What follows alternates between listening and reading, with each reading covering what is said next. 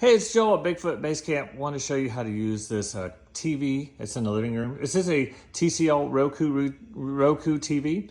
In addition, we have it's got full cable in here as well. So to turn everything on, we're gonna hit the system on and off button.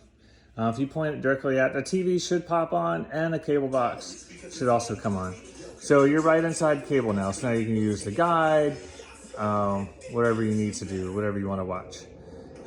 The other alternative is you can use this remote. So this is the TCL Roku remote. If you want, you can hit the home button and it takes you out of cable. And then from here, if you have any streaming services, you can go ahead and pull those up. Netflix, Prime, whatever you want to do. If you want to get back to cable, go ahead and select cable box. And that'll come back to cable.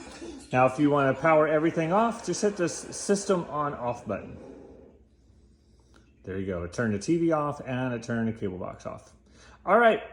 Have a great time. Bye.